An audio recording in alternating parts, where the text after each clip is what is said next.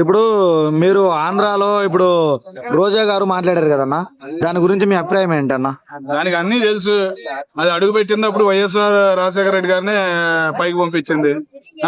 మళ్ళీ టీడీపీ అని చెప్పింది, టీడీపీ నాశనం చేయాలని చూసింది, కానీ వల్ల కాలేదు.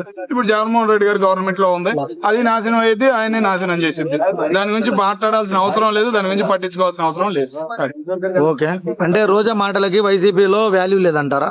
అస్సలు లేదన్నా. ఒక మాజీ మంత్రి వర్యులు దానికి మంత్రి ఎందుకు ఇచ్చానా అని జగన్మోహన్ రెడ్డి గారు బాధపడుతున్నారన్నా? మీకు తెలుసో తెలీదు. పోయి దీనికి మంత్రి పదవి ఎందుకు ఇచ్చాను బాబు అని ఆయన ఇప్పుడు కూడా బాధపడుతున్నాడు. ఎందుకంటే ఇట్లాంటి పనికి మాలిన మాటలే ఎక్కడ పడితే అక్కడ ఏది ఆగదు. మొత్తం ప్రజలందరికీ రోజా మెసేజ్ వల్ల ప్రజలందరూ అనుకుంటున్నారంటే ప్రజలందరూ వైసీపీ వాళ్ళకి నిజాలు ఏంటని తెలుసు, కానీ వీళ్ళు ప్రజల ముందుకు వచ్చి నమ్మేయాలని చూస్తున్నారని ప్రజలు అనుకుంటున్నారు. దాని గురించి మీరేం అభిప్రాయం ఏం తెలియదు? సరిగా దీనిలో ఉన్న దొంగలు ఉన్నారు, వాళ్ళ పేర్లన్నీ బయటకు వస్తాయి, ఒక్కడిని కూడా క్షమించడు. కానీ ఏంటంటే జరగాల్సింది ఏంటంటే జలుబు దగ్గు ఆ లడ్డు తింటే వచ్చేది కాదు. కరోనా తర్వాత వీళ్ళు కలిపిన పామాయిల్ వలన జలుబు దగ్గు వచ్చి కరోనాకు భయపడినట్టు. ఓకేనా, కొద్దిగా జలుబు వస్తేనే భయపడేవాళ్ళు.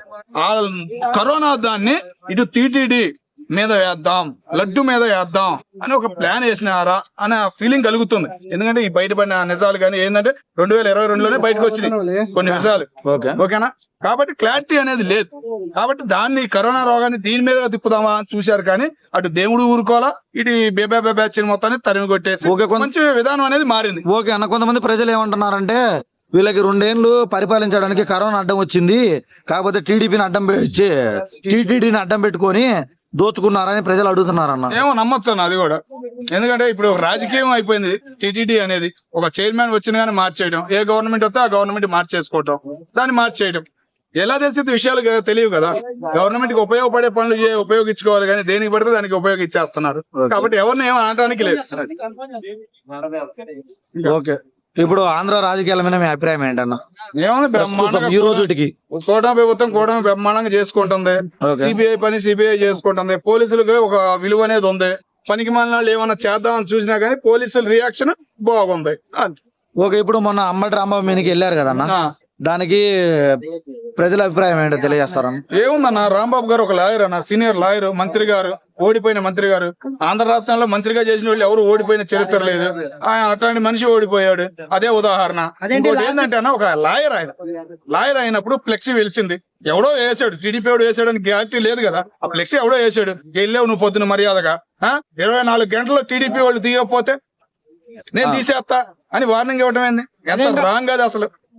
ఒక లాయర్ 24 గంటల పోలీసుల దగ్గరికి వెళ్ళి కేసు పెట్టినట్టయితే పోలీసులు స్పందించేవాళ్ళు, నీకు ఒక రెస్పాన్స్ వచ్చేది, నీకు ఒక విలువ వచ్చేది. అంబటి రాంబాబు మాట్లాడిన మాటలు జగన్మోహన్ రెడ్డి గారు దానికి సమర్థిస్తూ వాళ్ళ ఇంటి దగ్గరకు, వాళ్ళ పార్టీ ఆఫీస్ దగ్గరకు వచ్చి ఆయన అంబటి రాంబాబును సాలవేసి సన్మానించకుండా ఇలా కించపరిచి మాట్లాడుతున్నారు. ఇలా దారుణంగా రాంబాబు అని హత్యకు గురి చేయడానికి చూస్తున్నారు, జైల్లోకి తీసుకెళ్ళని చెప్పి అంటున్నారు. రాంబాబు గారికి హత్య చేసేంత సీన్ ఉందంటారు? ఆయన అంత అవసరం ఎవరికి ఉందన్నా? నేను అడుగుతుంది అదే. పద్ధతి అన్నాడు ఆయన జగన్మోహన్ రెడ్డి గారు. ఇవన్నీ పద్ధతులన్నీ ఆయన గవర్నమెంట్ లో జరిగినాయి కాబట్టి ఇప్పుడు పద్ధతిగా చెబుతున్నాడు, ఇలా జరుగుతే ఇలా చేస్తాం ఇది అని. అది అట్లా అనుకునే అంత జరగదని చెప్పేసి అటు జనానికి తెలుసు, ఓకేనా, అటు పోలీసులకు తెలుసు. పోలీసుల వ్యవస్థ విలువ ఉంది, ఆ విలువ పోకుండా ఉంటుంది. ఇప్పుడు అంబటి రాంబాబు వాళ్ళ కూతురు వచ్చి ముందుకు వచ్చి మహిళలను ఇలా అన్నారు కదా. ఆ రోజు అంబటి రాంబాబు గారి కూతురుకి చంద్రబాబు నాయుడు గారిని అసెంబ్లీలో అంబటి రాంబాబు మాట్లాడిన మాటలకి వాళ్ళ కూతురు ఆ రోజు రెస్పాన్సిబిలిటీ ఉండింటే ఈ రోజు వాళ్ళ తండ్రి గారు మాట్లాడిన మాటలకు కూడా రెస్పాన్సిబిలిటీ ఉండాలి కదా. వాళ్ళ అల్లుడు తిట్టాడు బండాపూతులు, ఒక్కటి చాలదా? ఓకే, నీకు ఏం అవసరంలా. వాళ్ళ అల్లుడు వచ్చేసి ఈడు ఒక మైండ్ లూజోడు అని చెప్పేసి పబ్లిక్ గా అన్నాడు. అదొక్కటి చాలు ఆడి గురించి మనం మాట్లాడుకోవడానికి తప్ప ఇంకా అనవసరం మాట్లాడి కూడా. వాళ్ళ అల్లుడే చీ అన్నాక మన సామాన్యులు మనకు తెలియదు ఆడు ఎట్ట అంటాడు ఏందనేది. ప్రతి ఒక్కరికి తెలుసు, ఆడి గురించి మాట్లాడి వేస్ట్. ఒక్కటి ఏంటంటే పోలీస్ వ్యవస్థ అనేది బాగుపడింది. ఒక చిన్న కార్యకర్త లోపలికి వేసినా గానీ ఏంది, ఒక టిఫిన్ వెళ్ళేది, ఒక 10 మంది వెళ్ళి చూసేవాళ్ళు. అని ఇప్పుడు అట్లా జరగల. రాంబాబుని తీసుకెళ్లి జైల్లో వేసిన దగ్గర నుంచి ఇప్పుడు దాకా అయినాళ్ళు కూడా వెళ్ళి చూడకుండా చేశాడు. చూసావా, అది పోలీస్ వ్యవస్థ. ఆ హ్యాపీనెస్ మొదలయ్యింది, వాళ్ళకు ఒక పట్టుదల వచ్చింది. ఎవడు ఏది చేయాలన్నా, ఇట్లాంటి పనికిమాలిన అల్లర్లు చేయాలన్నా పోలీసులు భయం అనేది కలగజేయాలి. మొన్నటి వరకు టీడీపీ వాళ్ళు చాలా శాంతంగా ఉన్నారు. టీడీపీ అధికారులు కూడా చాలా మంది ఎమ్మెల్యేలు అయితేనేమి, లేకపోతే పార్టీ సభ్యులు అయితేనేమి, పోల్ బ్యూరో సభ్యులు అయితేనేమి, వీళ్ళందరూ కూడా వాళ్ళని కార్యకర్తలని చాలా కూల్ గా కూర్చోబెట్టారు. ఇప్పుడు కార్యకర్తలు కూడా వీళ్ళు రపరప అనడం వల్ల వీళ్ళు కూడా రపరప అని ఎదురు తిరగాలి అని అనుకుంటున్నారు అంటున్నారు. లేదా నువ్వు అందరూ రాంగ్ ఇన్ఫర్మేషన్. ఏ పార్టీ అయినా కానీ అల్లర్లు చేస్తే పోలీసులు రెస్పాన్స్ బాగుండేది. ఇటు టీడీపీ వాళ్ళ మీద 20 మంది 30 మంది మీద కేసు కూడా నమోదైంది. ఎవరిని వదిలిపెట్టరు. ఓకేనా? ఏంటంటే కేసులు పెడతారు. కేసులు భయం అనేది పూర్వం లేదు కానీ ఇప్పుడు మొదలయ్యింది. ఎవరైనా కానీ ఆ పార్టీ లేదు ఈ పార్టీ లేదు, కార్యకర్త అనేవాడు జాగ్రత్తగా ఉండాలి. ఇప్పుడు నిన్న 2 చనిపోయారు పాపం. అంటే ఇప్పుడు మీరు కాదండి, ఇప్పుడు మీకు బూతులు రాకపోవడం అది మీ తప్పు కదండి. ఇప్పుడు ప్రజలకు అందరికీ జగన్మోహన్ రెడ్డి గారు ఇచ్చే సందేశం ఏంటంటే అంబటి రాంబాబు అన్న మాట్లాడే బూతులు కాదు మంత్రాలు అని చెప్పి జగన్మోహన్ రెడ్డి గారు అక్కడికి వచ్చి ప్రెస్ మీట్ లో చెప్పారు. ఇప్పుడు అది మీరు బూతులని ఎలా మాట్లాడతారు? ఒక మాజీ సీఎం కూడా వచ్చి బూతులు కాదు మంత్రాలు అన్న తర్వాత మీరు బూతులని ఎలా దాన్ని ప్రజలకు మీరు ఒక ప్రజలు అంటే ఒక సామాన్య కార్యకర్తగా మీరు ఉండి మీరు ఎలా దాన్ని బూతులు అంటున్నారు? నేను 10th క్లాస్ లో ఫస్ట్ ర్యాంక్ కాదు, డిగ్రీలో ఫస్ట్ ర్యాంక్ కాదు, ఓకేనా, ఇంటర్మీడియట్ లో ఫస్ట్ ర్యాంక్ కాదన్నా. ఏదో మిడిల్ క్లాస్ పాస్ అయ్యాం కాబట్టి నాకు అర్థమైంది, ఆయనకి అర్థం కాల అంతే. ఆయన మళ్ళీ ఫస్ట్ క్లాస్ అయితే అర్థం అయ్యేది, నాకు అర్థం కాల. ఫస్ట్ క్లాస్ కాదు, మా వాళ్ళు ఎవరు ఫస్ట్ క్లాస్ కాదు, పవన్ కళ్యాణ్ కాదు, చంద్రబాబు నాయుడు కాదు, ఎవరు కాదు, ఈయన ఒక్కడే ఫస్ట్ క్లాస్ కాబట్టి ఆయనకి అర్థమైంది, మిగతా వాళ్ళకి అర్థం కాలేదు.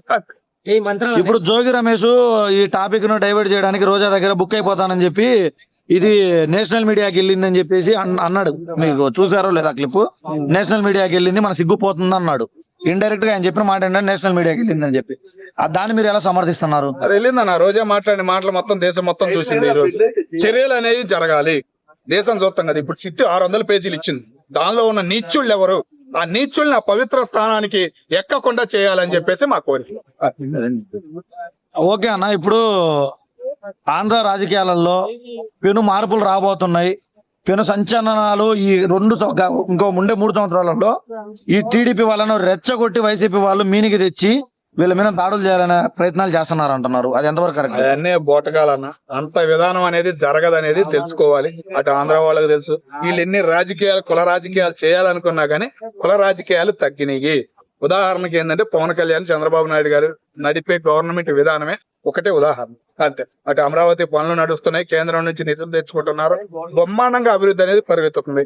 ఒకే ఒక ఉదాహరణ, చిన్న పిల్లలు, ఇది 1st క్లాస్ 2వ క్లాస్ చదివే చిన్న పిల్లలు ఇప్పుడు 10 మంది కలిసి పవన్ అన్న మాకు రోడ్డు బాగోలేదు, మేము రోజు వెళ్ళడానికి ఇబ్బంది అవుతుంది అని ఒక సోషల్ మీడియాలో ఒక చిన్న వీడియో 2 రోజులు వైరల్ అయ్యేపాటికి ఈ రోజు స్పందించి 1.6 కిలోమీటర్స్ 86 లక్షలు సెలక్షన్ చేసి గ్రీన్ సిగ్నల్ సంతకం పెట్టిన కాగితం ఎదురుగా పెట్టారు పవన్ కళ్యాణ్ గారు. అదొక్కటే నీకు ఉదాహరణ. నీకేమన్నా పని ఉందా, నీకేదన్నా నష్టం ఉందా, నీకు రోడ్లు బాగోలేదా, నీకేమన్నా సమస్యలు ఉన్నాయా? గవర్నమెంట్ చేసే పనులు నాయకులు చేసే పనులు కాదు, గవర్నమెంట్ చేసే పనులు ఏమన్నా రా బయటికి. చిన్న పిల్లలే వచ్చి అడిగారయ్యా రోడ్డు సెలక్షన్ అయింది, నీ పైన ఎందుకు కాదు అనే ధైర్యం ఈ రోజు కూటమి ప్రభుత్వం కల్పించిందంటే అదొక్కటే పెంచుకోవచ్చు. అదొక్కటే ఉదాహరణ. అంటే ఇప్పుడు కూటమి ప్రభుత్వం వాళ్ళు వైసీపీ వాళ్ళకు మొన్న ఒక చిన్న జలక్ మాత్రం ఇచ్చారు అంటున్నారు, అది ఎంతవరకు నిజం? జలకే మరి పోలీస్ వ్యవస్థ గట్టిగా ఉందిరా బాబు, జాగ్రత్తగా ఉండాలి. ఆ పార్టీ లేదు ఈ పార్టీ లేదు. టీడీపీ వాళ్ళ మీద 12 మంది కేసులు నమోదైనాయి, రాంబాబు గారి మీద పాత కేసులు మొత్తం బయటకు వచ్చినాయి, ఓకేనా. భయం అనేది మొదలయ్యింది కాబట్టి భద్రం. నోరు గాని ఏదైనా గాని జాగ్రత్తగా మాట్లాడాలి. ఒక మాట మాట్లాడినా గాని జాగ్రత్త అనేది ఉండాలి అని ఉదాహరణగా చెప్పారు. అంతా జాగ్రత్తగా ఉంటేనే మంచిది. ఓకే అన్న, థ్యాంక్ యూ అన్న సమాచారం.